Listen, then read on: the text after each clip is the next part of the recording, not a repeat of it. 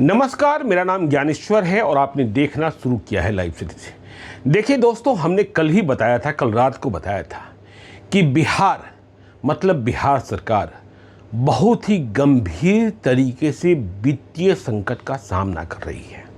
खजाना खाली हो रहा है, खाली हो चुका है। जो ठेकेदार हैं, जो निवेदक हैं, जिन्होंने सरकार के विकास काम कराए हैं, उन्हें देने के लिए पैसे नहीं हैं। जो क्राइसिस चेक एंड बैलेंस के तहत 15 मार्च के बाद हर वित्तीय वर्ष में पैदा होता था, वह इस बार फरवरी महीने से ही उत्पन्न है। पहले 1 करोड़ से अधिक के विपत्रों के भुगतान पर रोक लगाने की सलाह दी गई, फिर 50 लाख, फिर 25 लाख। यह कह सकते हैं त्राहिमाम है, लेकिन सवाल पैदा होता है कि यह त्राहिमाम पैदा हुआ कैसे। तो जाहिर तौर पर चुनाव की रेबरियां हैं, जिसने सरकार से अधिक खर्च कराया। चुनाव जीतना था, लोकतंत्र में चुनाव सबसे महत्वपूर्ण होता है पॉलिटिकल पार्टियों के लिए, और आजकल चुनाव के पहले रेबरी बांटना सरकारी फर्ज, सरकारी धर्म बन गया है, ताकि आगे सरकार में बने रह सके। सुप्रीम कोर्ट ने भी टिप्पणी की है।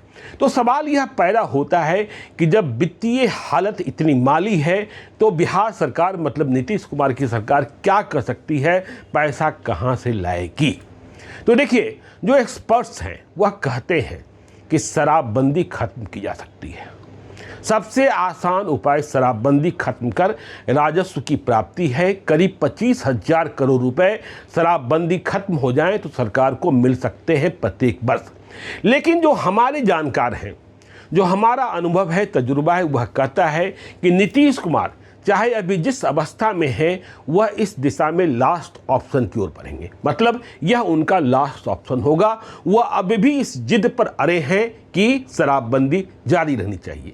मैं बार बार कहता हूं कि बिहार में शराबबंदी गुलाबी फाइलों में है। शराब तो हर जगह मिल रहा है, शराब हर जगह मिलती है, दिखती कहीं नहीं है।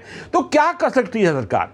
तो देखिए, सबसे पहले सरकार अगले वित्तीय वर्ष में 1 अप्रैल से पहले तो मुझे नहीं लग रहा है, बिहार में ज़मीन की कीमतें, सरकारी कीमतें, सर्किल रेट बेतहाशा बढ़ा सकती है, कई गुना बढ़ा सकती है। पटना की समीक्षा हो चुकी है, बिहार के दूसरे बड़े शहरों की समीक्षा हो चुकी है। तो सर्किल रेट बढ़ने वाला है, यह तय मानिए, और बहुत अधिक बढ़ने वाला है। जब सर्किल रेट बढ़ेगा तो ज़मीन की जब आप खरीदगी करेंगे तो आपको अधिक पैसा सरकार को स्टाम्प के रूप में चुकता करना पड़ेगा। तो यह बड़ी कीमत। अब आप कहेंगे कि ज़मीन की कीमत बढ़ जाएगी और दूसरी ओर सरकार फैक्ट्रियां लगाने की बात कर रही हैं, तो महंगी ज़मीन लेकर फैक्ट्री लगाने बिहार में कौन आएगा? तो सरकार ने इसका रास्ता पहले से तलाश रखा है। महंगी ज़मीन मतलब ज़मीन महंगी करने की मार आम नागरिकों को भुगतनी होगी। जो बिहार में उद्योग लगाना चाहेंगे, बड़े उद्योग, मध्यम दर्जे के उद्योग, उन्हें ज़मीन के रजिस्ट्रेशन में रियायत मिलेगी, सरकार रियायत देगी औद्योगिक नीति के तहत। तो यह पहला काम होगा, ज़मीन बहुत महंगी होगी। देखिए, दूसरे जिस रास्ते पर सरकार सोच रही है, वह रास्ता है पेट्रोल डीजल की कीमतें और बढ़ा दी जाए। जब सेस लगेगा, स्टेट के टैक्सेस बढ़ेंगे, तो बिहार में पेट्रोल डीजल की कीमतें और अधिक बढ़ सकती है। वैसे भी बिहार उन राज्यों में शामिल है जहां पेट्रोल डीजल सबसे अधिक महंगा है। हम पड़ोसी उत्तर प्रदेश की बात कर लें, झारखंड की बात कर लें, हमसे सस्ता पेट्रोल डीजल है। देखिए, आपको सच बताते हैं कि जो उत्तर प्रदेश की सीमाएं हैं, चाहे वह बक्सर के बाद की है, चाहे गोपालगंज के बाद की है, चाहे झारखंड में जमुई के बाद की है, उन सीमाओं पर जो बिहार के सीमावर्ती क्षेत्रों में पेट्रोल पंप हैं, उन पेट्रोल पंप के मालिक रो रहे हैं, क्योंकि दूसरे प्रदेशों से आने वाली गाड़ियां डीजल पेट्रोल की टंकी फुल करा करके आती हैं। फिर भी चूंकि सरकार की हालत माली है, इसलिए सरकार सोच रही है कि हम पेट्रोल डीजल की कीमत बढ़ा दें। तो देखिए, एक रास्ता यह है, लेकिन इन दोनों रास्तों से भी बहुत अधिक राजस्व की प्राप्ति नहीं होनी है। तीसरा रास्ता क्या है? तीसरा रास्ता यह है कि चुनाव के पहले नीतीश कुमार ने 200 यूनिट फ्री बिजली कर दिया। अब 200 यूनिट बिजली तो फ्री रहेगी जो कंज्यूमर हैं, लेकिन जो कंज्यूमर 200 यूनिट से अधिक की खपत कर रहे हैं उनके लिए बिजली महंगी हो जाएगी और बहुत महंगी हो सकती है। फिर वही सवाल पैदा होगा, यदि आप बिजली महंगी करेंगे तो फिर इंडस्ट्री कैसे लगेगी? झारखंड से बिजली अब भी महंगी है, तो फिर उसके लिए भी कोई रास्ता निकाला जाएगा। तो ये इतनी बड़ी समस्या पैदा है, सरकार के पास पैसे नहीं हैं और कहीं से भी नीतीश कुमार की सरकार को अतिरिक्त कमाई का रास्ता नहीं दिख रहा है। देखिए, हमने कहा कि शराबबंदी लास्ट ऑप्शन होगा। शराबबंदी बहुत लोग कह रहे हैं, अब तो एनडीए के घटक दल भी डिमांड कर रहे हैं समीक्षा होनी चाहिए। तो देखिए, खबर ये आ रही है कि जब कोई रास्ता नहीं बचेगा, नीतीश कुमार की सरकार शराबबंदी खत्म करने का फैसला नहीं करेगी। लेकिन जब सरकार चाहती है तो रास्ता कहीं और से भी निकल जाता है। अब यह रास्ता कहाँ से निकलेगा? इस बात को भी समझ लीजिए कि ऐसा नहीं होगा कि बिहार में किसी श्रेणी के लिए शराबबंदी खत्म होगी, मतलब होटल, बार, क्लब, इनके लिए शराबबंदी खत्म हो जाएगी और दूसरों के लिए खत्म नहीं होगी। नीतीश कुमार का यह चेहरा नहीं है, नीतीश कुमार का यह स्वभाव नहीं है। नीतीश कुमार यह संदेश नहीं देना चाहेंगे कि अमीरों के लिए शराबबंदी खत्म हो गई और गरीबों के लिए शराबबंदी लागू है। तो फिर शराबबंदी खत्म होगी तो पूर्ण रूप से शराबबंदी खत्म होगी। तो यह कैसे खत्म होगी? आपको मालूम होगा कि शराबबंदी कानून के खिलाफ सुप्रीम कोर्ट में याचिका अब भी लंबित है।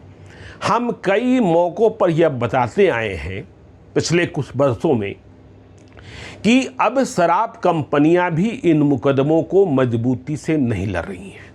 पहले शराब कंपनियां बिहार में शराबबंदी खत्म कराना चाहती थी, लेकिन अब शराब कंपनियां मुकदमा नहीं लड़ रही है क्योंकि उन्हें लगता है कि बिना बिहार की सरकार को टैक्स दिए हुए वह बिहार में अधिक शराब बेच रहे हैं, इसलिए उन्हें डबल मुनाफा है।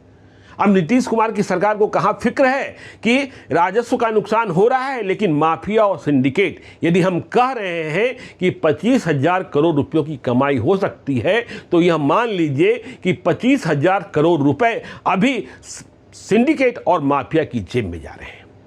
तो सरकार का ऑप्शन क्या होगा? जो सुप्रीम कोर्ट में मसला है उस मसले को तेजी से आगे लाया जा सकता है और सरकार की ओर से पैरवी ढीली पड़ सकती है। सुप्रीम कोर्ट की टिप्पणियां पहले भी निगेटिव रही है, कानून के खिलाफ रही है और पटना हाईकोर्ट का रुख आप लगातार देख ही रहे हैं। पटना हाईकोर्ट ने एक नहीं कई मौकों पर कहा है कि बिहार में शराबबंदी कानून मजाक बना हुआ है। क्या क्या हो रहा है शराबबंदी कानून की आड़ में? अभी हाल ही में पटना हाईकोर्ट ने बहुत तीखी टिप्पणी की कि शराबबंदी जो है वह लड़के और लड़कियों की उम्र को नष्ट कर रही है। जो नाबालिग लड़के लड़कियां हैं, स्कूल में जाने वाले बच्चे और बच्चियां हैं, वह कैरियर और डिलीवरी बॉय का काम कर रहे हैं। तो यह गंभीर संकट है।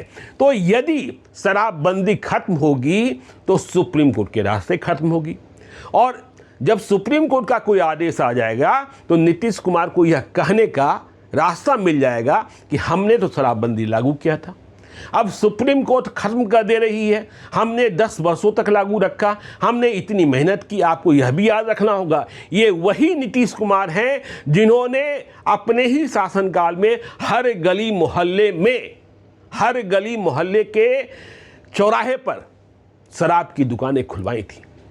तो कुछ ना कुछ होना है क्योंकि बिहार की वित्तीय स्थिति ठीक नहीं है और सरकार ने जितने वायदे कर रखे हैं, देखिए 2,500 रुपये महिलाओं को दिए गए, आगे 2 लाख रुपए दिए जाने की बात है। इसके अलावा वृद्धावस्था पेंशन बढ़ गया, इसके अलावा बिजली फ्री हो गई, सामाजिक सुरक्षा पेंशन के तहत और भी कई योजनाएं लागू की गई। तो पैसा आएगा कहाँ से? तो इस गंभीर संकट से उबरने के लिए सरकार जमीन की रजिस्ट्री महंगी कर सकती है, पेट्रोल डीजल की कीमत बढ़ा सकती है, 200 यूनिट से अधिक खर्च करने वाले जो बिजली उपभोक्ता हैं उनके लिए बिजली महंगी हो सकती है और अंतिम उपाय शराबबंदी खत्म हो सकती है। तो देखते रहिए लाइव सिटीज को। यदि अब तक आपने हमारे यूट्यूब चैनल लाइव सिटीज को सब्सक्राइब नहीं किया है तो जरूर कर लीजिएगा और यदि इस वीडियो को आप फेसबुक पेज के माध्यम से देख रहे हैं तो पेज को लाइक कीजिएगा, हैंडल एक्स पर भी हमें फॉलो कीजिए। धन्यवाद।